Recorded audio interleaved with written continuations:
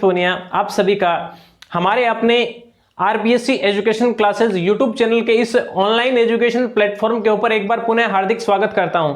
साथियों, हम पढ़ रहे थे अनुपात और समानुपात की जो चर्चा है वो हमारी चल रही थी। 2 क्लास अपनी हो चुकी हैं, आज तीसरी क्लास है। अगर आप क्लास में पहली बार आए हैं तो सबसे पहले तो ये जो सब्सक्राइब का बटन दिखाई दे रहा है जल्दी से जाके इसको प्रेस करें। वीडियो अच्छा लगे तो वीडियो को पूरा देखने के बाद लाइक जरूर करें। और हाँ, मैं आपको फोर्स नहीं कर रहा है कि आप सब्सक्राइब करें, आप लाइक करें, आप कमेंट करें। पूरा वीडियो देख लेना। अगर कुछ अच्छा लगे, कुछ अगर अंदर से आवाज आए कि बटन दबा दे, वरना बहुत कुछ मिस कर जाएगा, तो बटन दबा देना। चलो अब शुरू करते हैं। 2 क्लास हमारी हो चुकी हैं और आज अगर आप क्लास में पहली बार आए तो नीचे आप जब वीडियो की डिस्क्रिप्शन में जाओगे तो आपको प्लेलिस्ट मिलेगी मैथ्स की, वहां पीछे की दोनों क्लास हैं वो आपको मिल जाएंगी। और आज हमारी है वो तीसरी क्लास है। तो चलिए शुरू करते हैं।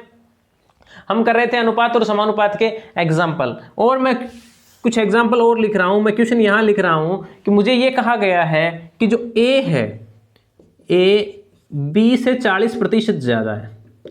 ए है वो बी से 40% ज्यादा है तथा बी सी से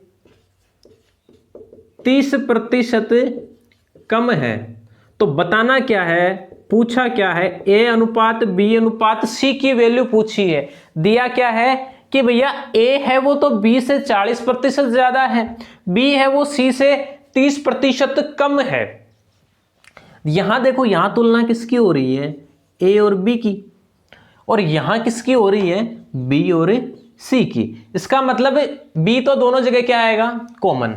चलो अब हम यहां से क्या करेंगे, यहां ये देखो किसकी तुलना की हुई है कि बी है वो सी से कम है। सी से कितना कम है, 30% कम है। तो क्या मैं सी को अक्स मान लूं, क्या मैं सी को अक्स मान लूं? उसने ये कहा कि सी से 30% कम है, तो जिससे कम है, लास्ट में जो आपको चीज कही गई है ना, बी की तुलना किससे कर दी गई, सी से कर दी गई। सी से बड़ा है या सी से छोटा है, तो आप सी को मान लो। अगर आपको यह कहा गया, यहां यह कहा जाता है कि भैया बी है, नहीं वो सी है वो बी से 30% कम है, तो मतलब एक का मान, एक चीज हमें ऐसी दी जाएगी जो दूसरे से संबंध रखती है कि दूसरे से 30% ज्यादा है या कम है, तो हम उसको मानेंगे। तो यहां हम किसको मानेंगे, मैं मान रहा हूं कि माना C है वो कितना है, C की वैल्यू है वो मैं यहां x मान रहा हूं, C is equal to x। अब मुझे ये कहा गया है कि जो B है वो C से 30% कम है। इसका मतलब B कितना आ जाएगा,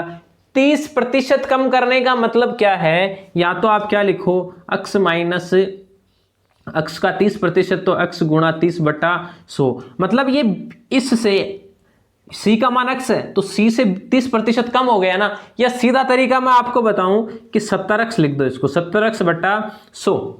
ठीक है, इसको सोल्व करेंगे तो इतना ही आएगा, 100x माइनस 30x 70x।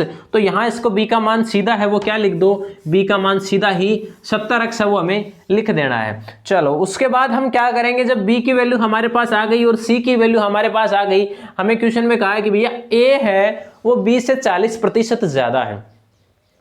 40% ज्यादा होने का मतलब क्या होता है, या तो किसी संख्या का 40% निकाल के उस संख्या के अंदर जोड़ो तब मान आएगा, या दूसरा तरीका क्या होता है, दूसरा ये होता है कि भैया जब ये कहे ना कि 40% ज्यादा है, कि A है वो B से 40% ज्यादा है, तो B को 140/100 से गुणा कर दो। तो अब इससे क्या कहा है कि A है वो B से 40% ज्यादा है, इसलिए A का मान है वो कितना आ जाएगा, मैं A का मान यहां लिख रहा हूं, इसका 40% ज्यादा 70x/100 और गुणा 140/100। ये लो जी मान है वो हमारा आ गया। अब क्या कहा गया है, अब हमें इसका अनुपात निकालना है। अनुपात निकालेंगे तो क्या करेंगे, मैं इनको एक साथ लिख, देखो पहले तो ये काट दो, 0 0 0 और 0। ठीक है, यहां कुछ कट रहा है, बिल्कुल ये एक 0 कट जाएगा। ठीक है, क्या बचा, यहां तो बच रहा है 14 गुणा 7। कितना, 14 गुणा 7। तो अब मैं ये देखो, यहां देखो, सबसे पहले मैं A का मान लिखूंगा। A का मान लिखूंगा तो 14 को 7 से गुणा करूंगा, कितना आएगा, 98। तो ये तो आ गया 98x, और बट्टा में क्या है 100। उसके बाद मुझे b की वैल्यू लिखनी है, तो b की वैल्यू कितनी आएगी 7x बट्टा 10। उसके बाद मेरे को c की वैल्यू लिखनी है, तो c की वैल्यू कितनी है x। अब ये देखो यहां से तो ये लो जी x और x तो कट जाएगा। अब मैं अगर इसको 100 से गुणा करूं, देखो ये नीचे वाली संख्या है, ये मेरे को हटानी है। एक काम करना आप कि इनका लघुत्तम लेके, नीचे वाली संख्या है उनका एलसीएम लेके और उसको ऊपर मल्टीप्लाई कर दो। 10 और 100 का लघुत्तम कितना आएगा, 10 100 1 का लघुत्तम कितना आएगा 100 से ऊपर मल्टीप्लाई कर दो। यहां मल्टीप्लाई करोगे तो मैं इसको तो 98x तो लिख दूंगा ना, क्योंकि 100 से 100 है वो कट जाएगा। यहां क्या आएगा, यहां सॉरी x नहीं आएगा, यहां कितना आ जाएगा 70। क्यों, 7 को मैं 100 से गुणा करूंगा, एक जीरो नीचे लगा हुआ है, ये जीरो कट जाएगा, कितना बचेगा 70 बचेगा। उसके बाद मैं इसको मल्टीप्लाई, यहां तो 1 है तो 1 को 100 से मल्टीप्लाई करूंगा, तो ये लो जी आंसर अपना आ गया। मैं इसको अगर और सरल करना चाहूं, मैं अगर इसको और काटना पीटना अगर मैं चाहूं, तो ये कितना आ जाएगा, ये 98 के अंदर मैं 2 का भाग दूंगा तो ये आएगा 49, ये आ जाएगा 35 और ये आ जाएगा 50। ये लो जी हमारा आंसर है वो आ गया है। चलिए अगला क्वेश्चन देखते हैं। देखो कुछ नहीं करना होता है, जो जिस हिसाब से हमें लैंग्वेज दी हुई होती है उसी लैंग्वेज से हमें क्या करना होता है, क्वेश्चन को लिख लेना है। जो हमें दिया गया कि इससे ज्यादा है उस हिसाब से लिख लो, तीनों का मान निकल आएगा और उससे अनुपात में हमें लिख देना है। चलिए आगे करते हैं। एक क्वेश्चन और हमें दिया गया है कि भैया आपके पास a अनुपात b अनुपात c का मान है वो 4:5:11 दे दिया गया। उसके बाद आपसे क्या कहा है कि b अनुपात c अनुपात d का मान आपको क्या दिया हुआ है, वो आपको दिया हुआ है 15:33:29। अब देखो पहले तो एक एक कॉमन आता था और अब क्या दे दिए, यहां 2 कॉमन दे दिए। BC यहां भी है और BC यहां भी है। अब ये देखो यहां B की वैल्यू कितनी है 15 और यहां B की वैल्यू कितनी है 5। कितना गुना है 3 गुना। और ये C की वैल्यू कितनी है 11 और यहां C की वैल्यू कितनी है 33। ये भी कितना गुना है 3 गुना। तो क्या मैं इस ऊपर वाले को A अनुपात B अनुपात C को अगर मैं 3 से गुणा करके ऐसे लिख दूं कि 12:15:33, इससे कुछ फर्क पड़ जाएगा क्या? बिल्कुल भी नहीं पड़ेगा। देखो बात करते हैं अनुपात की। अनुपात के अंदर हम अगर किसी भी संख्या को, मैंने पहले भी बताया आपको 2-3 बार कि अगर अनुपात के अंदर किसी भी संख्या को सभी संख्याओं से हम गुणा करते हैं या भाग देते हैं तो उसके अंदर एक को नहीं करना है, तीनों को बराबर किसी एक समान संख्या से गुणा करें या भाग दें तो कोई फर्क नहीं पड़ता है। तो ABC है वो 12:15:33 है, BCD है वो 15:33 और 29 है। तो ये देखो BC मान क्या है बराबर, मैं क्या लिख दूंगा, ABCD का मान है वो हमें यहाँ पूछा है। A अनुपात B अनुपात C अनुपात D है वो कितना आ जाएगा 12:15:33:29। ये लो जी आंसर अपना आ गया। चलिए फटाफट नोट करिए, स्क्रीनशॉट लीजिए, उसके बाद हम आगे क्वेश्चन करते हैं और क्वेश्चन करेंगे जल्दी जल्दी। स्क्रीनशॉट ले लो एक बार अगर लेना चाहो तो। कॉपी पेन तो साथ में लेके बैठे हो ना। देखो मैं क्वेश्चन लिखूं ना तो वीडियो को पॉज करके और तुरंत वो क्वेश्चन है ना सोल्व करने की कोशिश किया करो। अगर सोल्व हो जाए तो बहुत अच्छी बात है, नहीं हो कहीं कोई प्रॉब्लम आ रही हो तो जो आगे फिर वीडियो चला के देख लिया करो। और क्लास का टाइम है वो आपको पता है, रोज इस क्लास शुरू होते ही तुरंत शेयर कर दिया करो, या ऐसे मतलब जो ही क्लास शुरू हो आपके लिए वहाँ ये 2 मिनट का काउंटडाउन होता है। 2.00 से लेके 0.00 तक आता है काउंटडाउन है, वो टाइमर लगा हुआ होता है। तो उस टाइम आप अपने दोस्तों के साथ शेयर कर दिया करो ताकि ज़्यादा से ज़्यादा दोस्त वो क्लास के अंदर जुड़ जाए। चलिए अगला क्वेश्चन मैं लिख रहा हूँ यहाँ। अगला क्वेश्चन देखो, अब अपन ने एक चर्चा की थी कल, हमने एक क्वेश्चन किया था लास्ट में किसका, अनुपात और समानुपात का। उसमें क्या था कि ये 4 संख्याएं हैं, इन 4 संख्याओं में क्या जोड़ा जाए ताकि है वो ये संख्याएं क्या हो जाएं, समानुपाती हो जाएं, या सतत अनुपाती भी उनको हम बोल सकते हैं कि 4 संख्याएं देती अनुपात समानुपात में 4 संख्याएं होती, हो सकता है मैं 3 संख्या देके भी पूछा जा सकता है, कोई बड़ी बात नहीं है। ठीक है, तो अब कि ये 3 संख्याओं में क्या जोड़ूं कि ये समानुपाती हो जाए, उसके अंदर बीच वाली संख्या है वो हम डबल कर देंगे। चलो आगे चर्चा करते हैं। आगे मैं क्वेश्चन लिख रहा हूं कि इस बार मेरे को 4 संख्याएं दी गई हैं। कल वाले क्वेश्चन में तो क्या था कि हम क्या जोड़ें, हम क्या जोड़ें कि ये समानुपात में हो जाएं। और इस बार जो क्वेश्चन है ना वो मैं उल्टा करके लिख रहा हूं कि हम सर क्या घटाएं तो ये क्या हो जाए, समानुपाती हो जाए 21, 38, 55 और 106। ठीक है, इसके अंदर हम क्या जोड़ें कि ये क्या हो जाए, ये है वो समानुपाती हो जाए। चलो अब देखते हैं, अब हम क्या करेंगे, मैं इनको लिखना चाहूं कि भैया मैंने ये लिख दिया 21, ठीक है। और देखो कल एक तो वो तरीका है जो हम अक्स मान के कि भैया मैंने इसमें से घटाना है, जोड़ना नहीं है ना, इसमें से घटाना है, तो मैं इनमें से एक तो घटाऊंगा, इसमें से एक तो मैं ऐसे मतलब अक्स मान के घटाऊंगा। वो तरीका तो मैंने आपको कल बताया था, कल एक शॉर्ट ट्रिक भी बताई थी कि 4 संख्याएं यहां लिख लो, उनका मल्टीप्लाई कर देना है और उनका आपको उनको जोड़ के उनका अंतर निकाल लेना है और मल्टीप्लाई का अंतर निकालना है। चलो सीधा शॉर्ट ट्रिक से कर रहा हूं, अभी वो तरीका अब अप्लाई नहीं करूंगा जो कल अप्लाई किया था। कल दोनों तरीकों से मैंने बता दिया था। और देखो वो तरीका है वो जो थोड़ा सा लेंदी हो जाएगा, कैलकुलेशन तो देखो कैलकुलेशन तो लगभग वही होगी जो यहाँ होगी, तो उसमें तो कोई इशू नहीं है, लेकिन वो थोड़ा तरीका है वो एक्स वाला तो लेंदी हो जाएगा, यहाँ तुरंत है वो आंसर निकल आएगा। मैं इनको लिखता हूँ ABCD ऐसे लिख लो या फिर ABCD ऐसे लिख लो। देखो आप इनको ABCD लिखोगे ना तो भी क्या आएगा, यहाँ तो B गुणा C तो आएगा और यहाँ क्या आएगा A गुणा D। और अगर आप उनको इस प्रकार लिखोगे कि भैया AB, यहाँ B लिख के यहाँ C लिखोगे तो भी B गुणा C तो आएगा ना, तो इससे कोई फर्क नहीं पड़ेगा कि इस साइड लिखो या इस साइड लिखो आप, तो वो कोई बड़ा इशू नहीं है। तो चलिए अब हम इसी प्रकार लिखते हैं जिस प्रकार हम लिखते आते हैं। मैं 21 के नीचे 38 यहीं लिखूंगा, उससे देखो आंसर तो आ जाएगा, लेकिन फिर वो संख्याएं वैसे अनुपात में नहीं रहेंगी। चलो 21, 38 यहाँ मैं लिखूंगा 55 और यहाँ आएगा ये 106, 106। करना क्या, सबसे पहले तो इनको मल्टीप्लाई करो, इसको मल्टीप्लाई करूंगा 21 6 126, 6 कैरी आएगी 12, 0 यहाँ आ जाएगा 2 और 21 एकम 21 और 1 कैरी अभी बची हुई है, तो वो कितना हो जाएगा 22। ठीक है, यहाँ इसकी मैं चर्चा करूं तो 55 को मैं 38 से गुणा करूं, 55 अंठे 440 आएगा, कितना 440, इसमें 44, अब 0 और कैरी आ गई 44। 55 को मैं 3 से गुणा करूंगा तो कितना आएगा 165, और 165 में 44 से जोड़ दो, 165 में 44 जोड़ोगे तो कितना आएगा, यहाँ तो आ जाएगा 9 और ये कितना आ जाएगा 20, 2090 और 2226।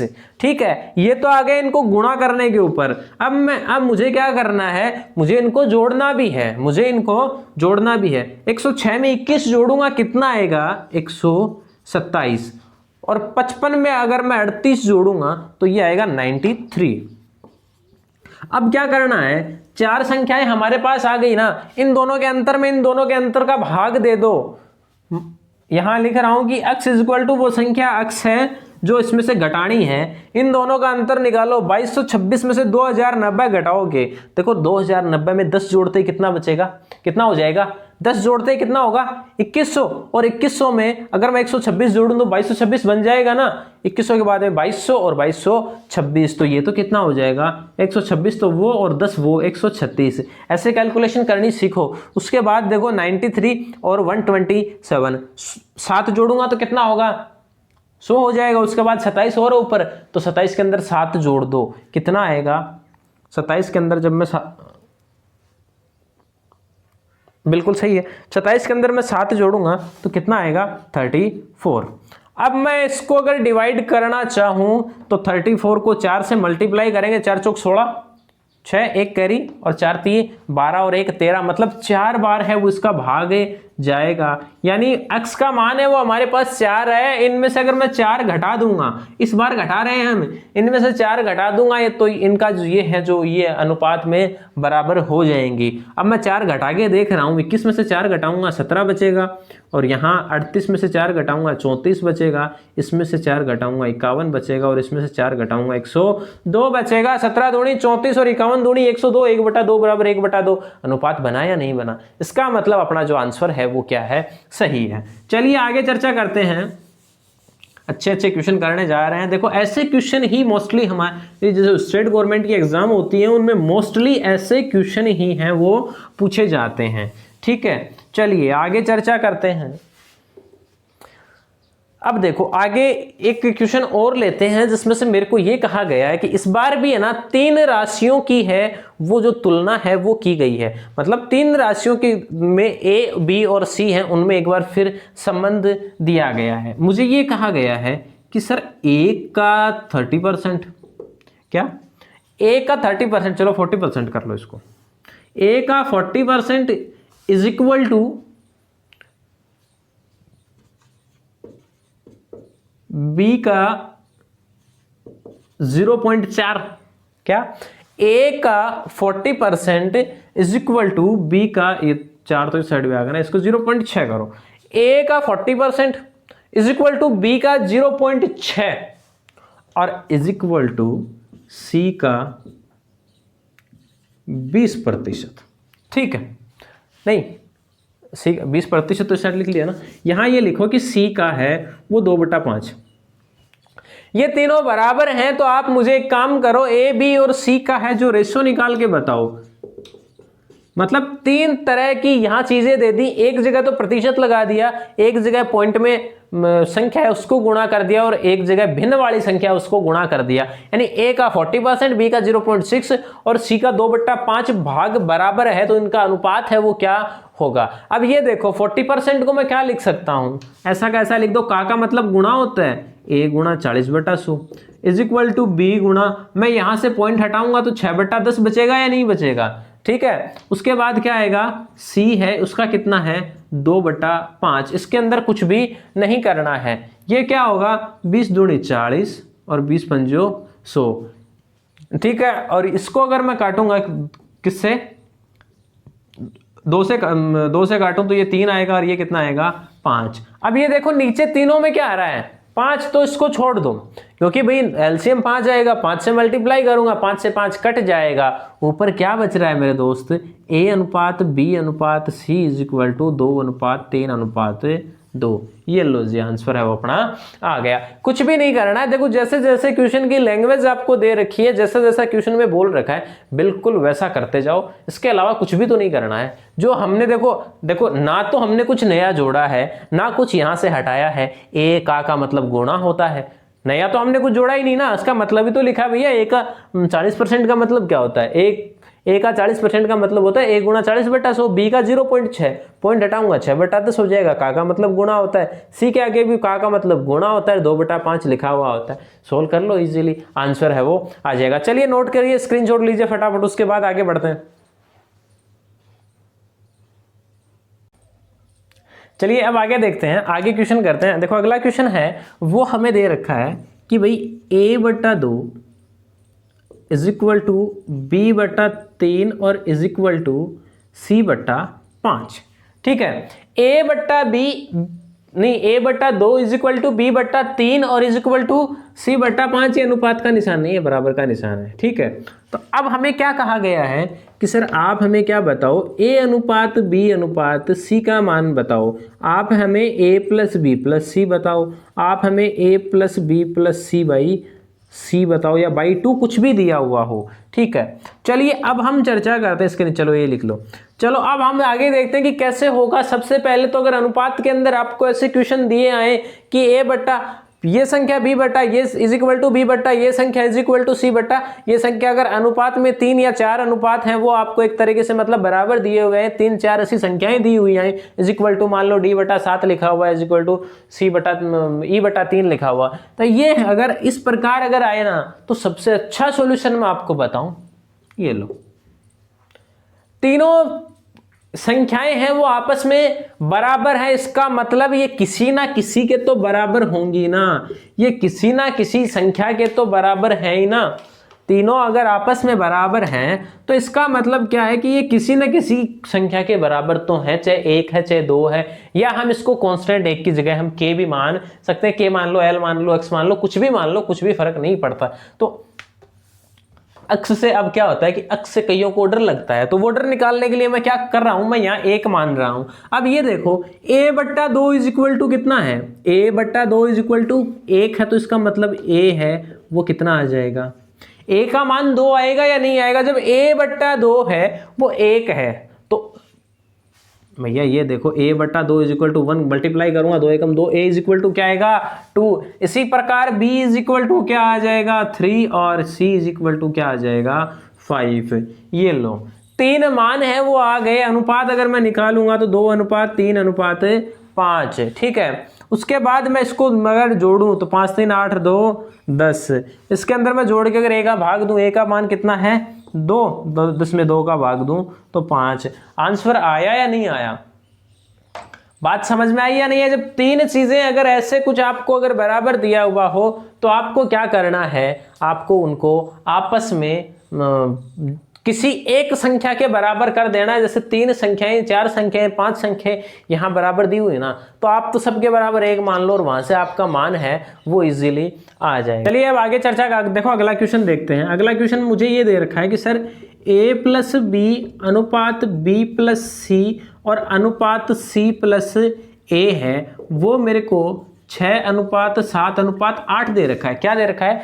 6:7:8 दे रखा है, प्लस में एक और कंडीशन दे रखी है कि a प्लस बी प्लस सी है, वो कितना दे रखा है, वो उसका मान है वो मेरे को 14 दे रखा है, ठीक है। उसके बाद मुझे क्या पूछा गया कि c की वैल्यू है वो आप मेरे को बताओ। अब सबसे पहले ये देखो कि a प्लस बी अनुपात b प्लस सी अनुपात c प्लस a कितना है 6:7:8।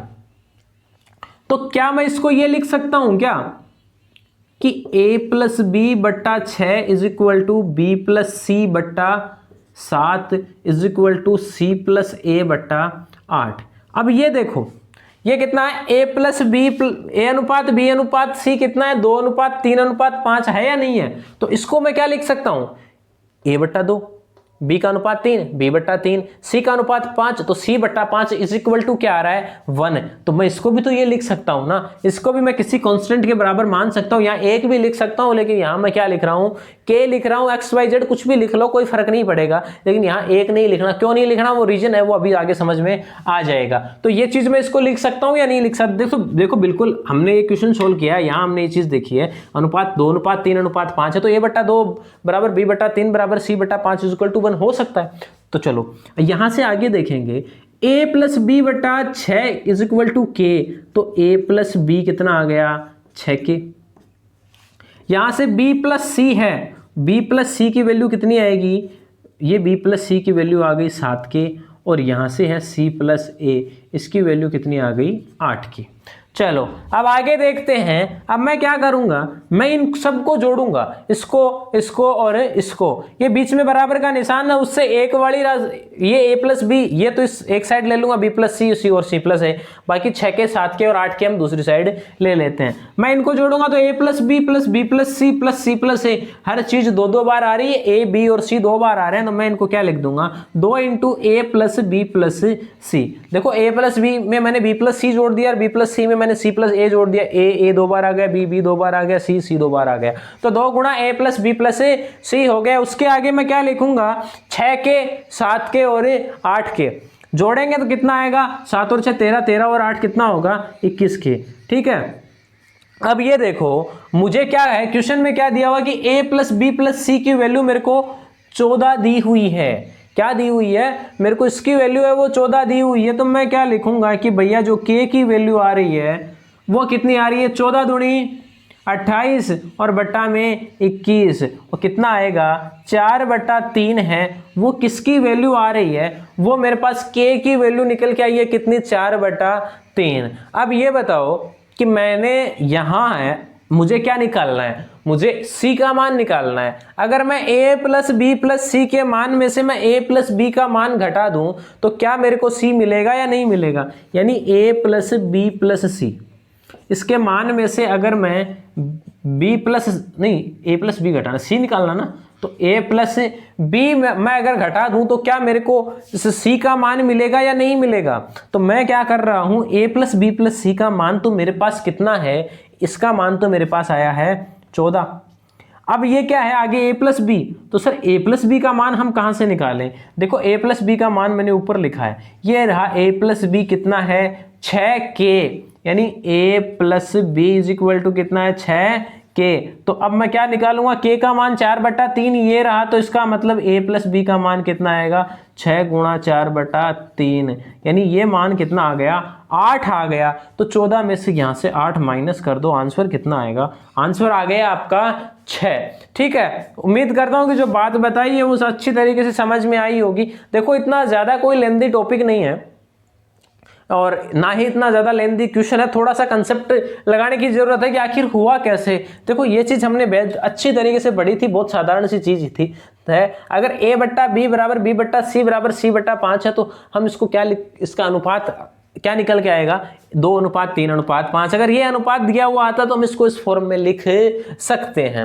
चलो अब आगे देखते हैं, छोटे छोटे 1-2 क्वेश्चन और मैं आगे बताऊं आपको, बाकी तो शायद हमने उस जैसे क्वेश्चन तो हमने कर लिए थे। एक क्वेश्चन तो चलो मैं आपको ये लिख देता हूं कि भैया a का 15%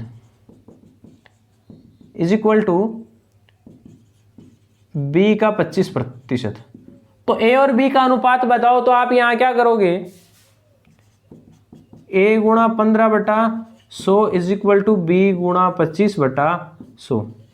a का 15% है, किसके बराबर है, b के 25% के बराबर है। a का 15% है, यहाँ a का 15% है और b के 25% के बराबर है। दोनों को बराबर लिख दो, 0 से 0 काट दो, यहाँ कटेगा 3, यहाँ आएगा 5। a/b is equal to 5/3। ये लो अपना आंसर है वो आ गया। एक क्वेश्चन में आपको और बताऊं कि भैया a अनुपात b है, कि इन्हीं दो संख्याओं का अनुपात मेरे को 3:1 दे रखा है मुझे, और उन संख्याओं का योग है वो 240 है। क्या है, 240 मान लो, 40 मान लो, 100, 80, कुछ भी मानना चाहो मान लो कि दो संख्याएं हैं जिनका अनुपात है, दो संख्याएं जिनका अनुपात 3:1 दे रखा है और उनका जो योग है वो 240 आ रहा है। तो वो संख्याएं मेरे को बताइए। आप क्या करोगे, अनुपात का जोड़ करो, कितना, 4, तो 4 बराबर कितना है, 240,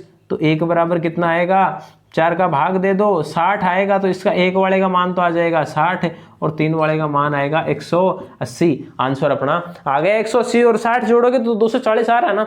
तो चलिए आज के लिए इतना ही, बाकी मिलेंगे अगली क्लास में और भी अच्छे अच्छे एग्जाम्पल के साथ, अच्छे अच्छे क्वेश्चन के साथ। बहुत सी टाइप के क्वेश्चन है वो बचे हुए हैं, चाहे मैं बात करूँ स्टूडेंट्स की, जिसके अंदर मतलब क्लास में इतने स्टूडेंट हैं, उनके इतने नंबर आ रहे हैं और उनका तो अनुपात उनका क्या होगा, या फिर इतने अनुपात में लड़के हैं, इतने लड़के और लड़कियों का अनुपात यही है, उत्तीर्ण और अंतुर्ण होने का अनुपात यही है। इस टाइप के क्वेश्चन और जमीन जायदाद से जुड़े हुए क्वेश्चन। जमीन जायदाद से कैसे कि बेटे को और बेटी को बांटते हैं तो इस प्रकार 2:3:4 में बांटा, ये हिस्सा मिला, कुल हिस्सा बताइए। और एक सबसे बड़ा महत्वपूर्ण टॉपिक, नहीं महत्वपूर्ण जो इसका पार्ट है, मैं ये कहूँगा पार्ट के अपने आप में ये मानो कि अलग ही टॉपिक है। क्या, अनुपात और समानुपात का जो एक बहुत महत्वपूर्ण पार्ट है वो है एलिगेशन, जिसको मिश्रण हम कहते हैं, वो और बचा हुआ, उस पर हम चर्चा करेंगे आगे वाली क्लासों में। तब तक के लिए आप मेहनत करते रहिए। आज आपको क्वेश्चन है वो मिल जाएंगे, तो अपनी मेहनत है वो जारी रखिए। मिलते हैं अगली क्लास में, तब तक के लिए धन्यवाद। जय हिंद, जय भारत।